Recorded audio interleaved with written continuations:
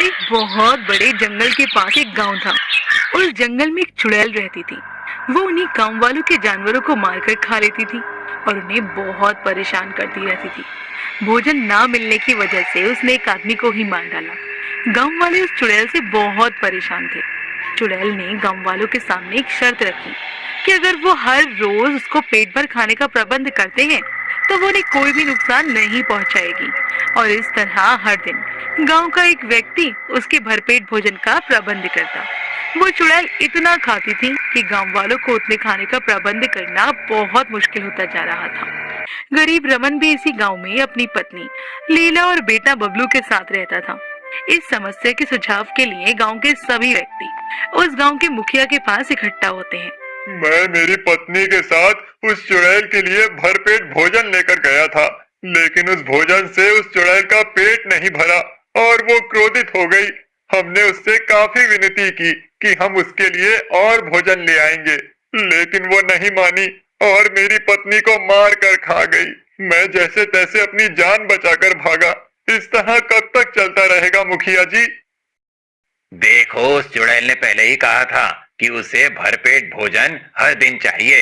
हमारी भलाई इसी में है कि हम उसे हर रोज भरपेट भोजन दें। रमन, कल चुड़ैल के लिए भरपेट भोजन ले जाने की तुम्हारी बारी है। हम सब ने अपनी अपनी बारी से उस चुड़ैल का पेट भरकर तुम्हारी और तुम्हारे परिवार की रक्षा की है। अब तुम हमारी रक्षा करो। रमन के पास कोई उपाय नहीं था, इसलिए उसने मुखिया के सामने हाँ कह दिया और घर वापस लौट आया। उसने अपनी पत्नी से कहा, सुनो, घर में जितना भी खाना है वो इकट्ठा कर दो। आज दोपहर को ही उस चुड़ैल के पास लेकर जाना है। आज उस चुड़ैल को भरपेट खाना खिलाने की बारी हमारी है।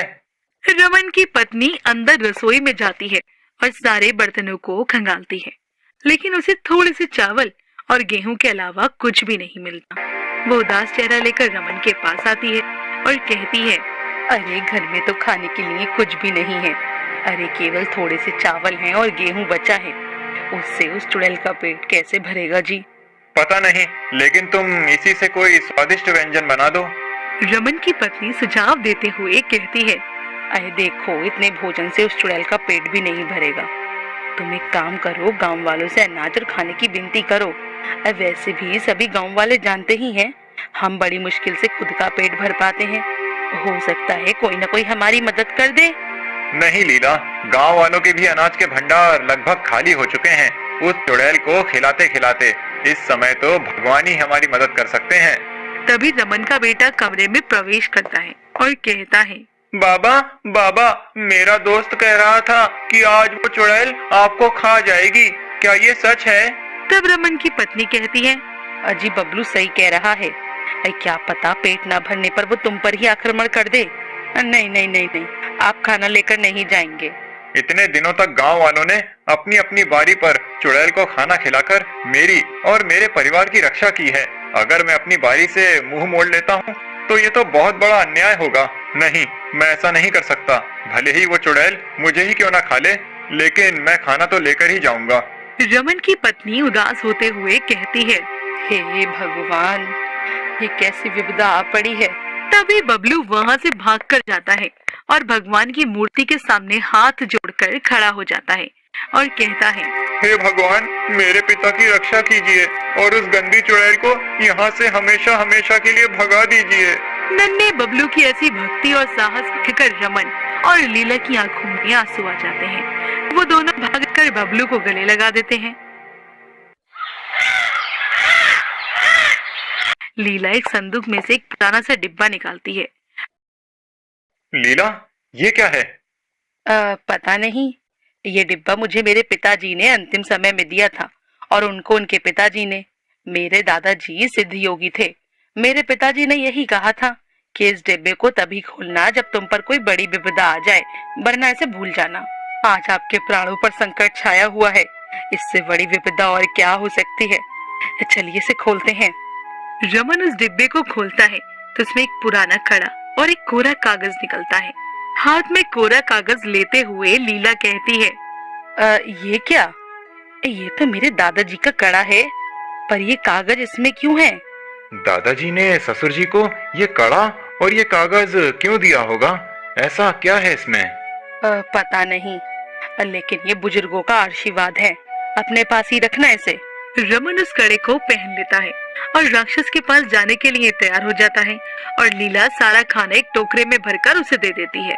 तब रमन लीला से कहता है, पता नहीं मैं जीवित भी लौटूंगा या नहीं। मेरी प्रतीक्षा करना, अपना और बबलू का ध्यान रखना। चलो मैं चलता हूँ। वही टोकरी लिए रमन दूर जंगल में पहुंच गया। तभी एक भयानक आवाज सुनाई दी, आ गए तुम। और रमन के सामने धूल, मिट्टी और पत्ते से बनी वायु की गोल आकृति अचानक रुक गई। उसमें से वो भयानक चुड़ैल प्रकट हुई। उसी पल उस चुड़ैल ने एक पेड़ खिलौने की तरह उखाड़ फेंका और जोर जोर से हंसने लगी और बोलती है, हा हा हा हा हा हा, मुझे बहुत जोर की भूख लगी है, जल्दी से मेरा भोजन लाओ, मैं कब से भूख से तड़प रही हूँ। रमन उसी वक्त अपने टोकरे में से थोड़ी बहुत भोजन को निकालता है और जो वो घर से लेकर आया था उसे चुड़ैल को दे देता है। जल्दी लाओ, मुझे बहुत तेज भूख लगी है, नहीं तो मैं तुम्हें खा जाऊंगी। मेरे पास बस इतना ही भोजन है। बस इतना ही है? तुम मजाक तो नहीं कर रहे? इससे तो चींटी का भी पेट't नहीं भरेगा। कुछ भी हो जाए मुझे भरपेट भोजन चाहिए, नहीं तो। रमन जोर जोर से रोने लगा।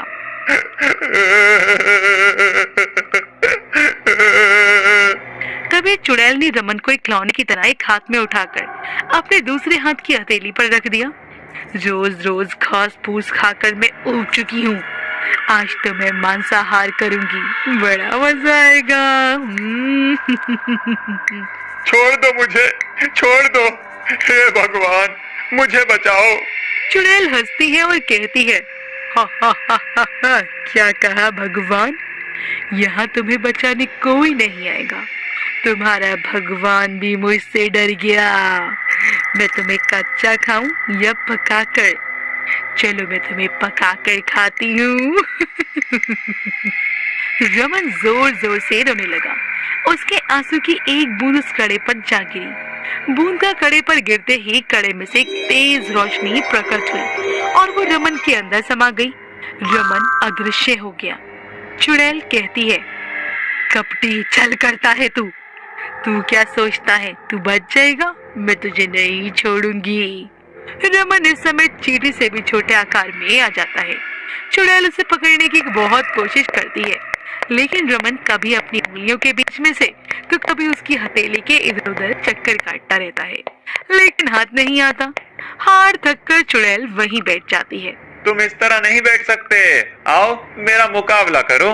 वो भागकर आता है और चुड़ैल के घुटनों के बराबर में चढ़ जाता है। चुड़ैल थकी हुई होती है, इसलिए उसे गुस्सा आ जाता है और वह वापस खड़ी हो जाती है।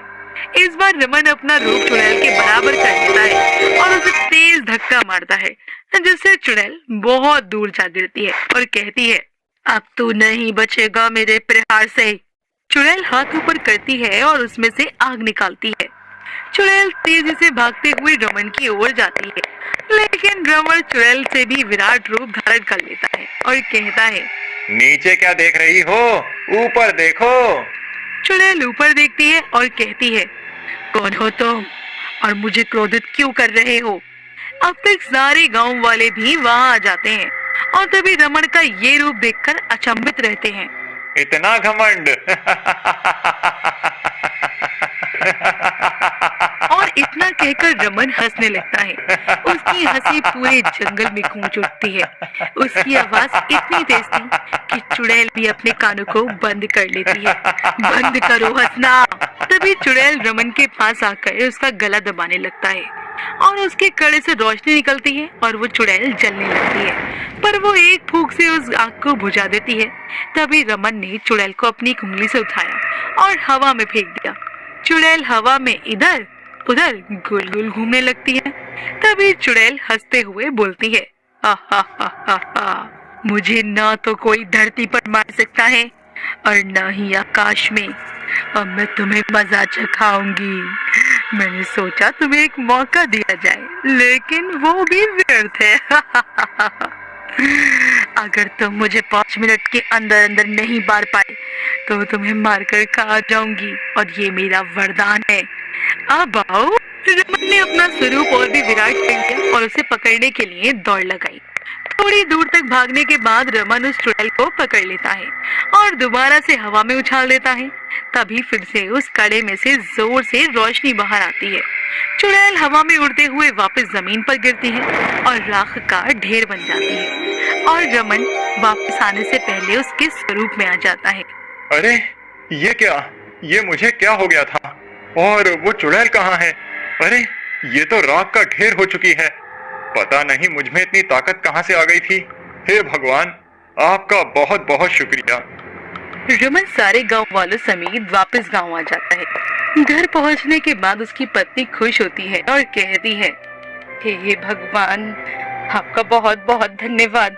आपने मेरे पति की रक्षा की, नहीं तो वो चुड़ैल पता नहीं मेरे पति के साथ क्या करती। सही कहा लीला, खुद मुझे भी नहीं पता कि मैंने उस चुड़ैल का सामना कैसे किया। पता नहीं मेरे अंदर कौन सी शक्ति आ गई। माँ, पिताजी, यहाँ आइए। अरे ये तो वही कोरा कागज है जो कड़े के साथ उस डिब्बे में निकला था।